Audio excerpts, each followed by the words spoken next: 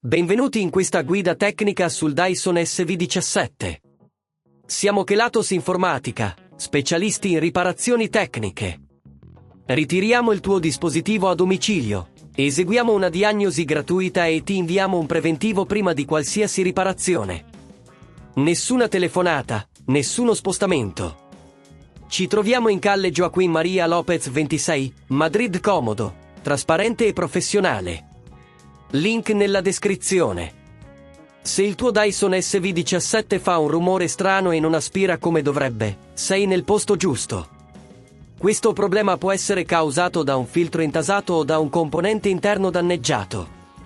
Se non intervieni tempestivamente, rischi di compromettere ulteriormente le prestazioni del tuo aspirapolvere, portando a costose riparazioni future. Per questa riparazione ti serviranno un cacciavite a stella, un cacciavite a taglio, una pinza e un nuovo filtro, se necessario. Iniziamo aprendo il tuo Dyson SV17. Assicurati di staccare l'alimentazione e lavorare in un'area ben illuminata. Rimuovi le viti con il cacciavite a stella e solleva con delicatezza il coperchio. Fai attenzione a non forzarlo, per evitare di rompere le clip. Una volta aperto, cerca il motore e controlla se ci sono detriti o un filtro intasato. Se trovi un filtro sporco, rimuovilo con attenzione. Potresti dover staccare alcuni cavi con la pinza, fai attenzione a non danneggiare i connettori. Se il motore sembra danneggiato, prendi nota del tipo di viti e della forza necessaria per rimuoverlo.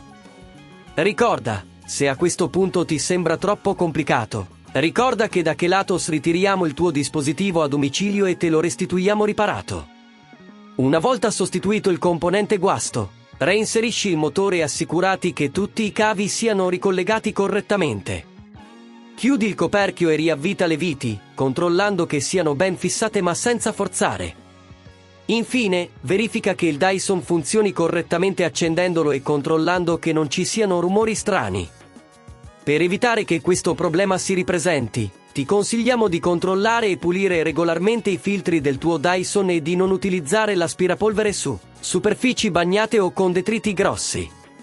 Se non vuoi rischiare di danneggiare il tuo dispositivo, da Kelatos lo ritiriamo, lo ripariamo e lo riconsegniamo a domicilio in tutta Italia.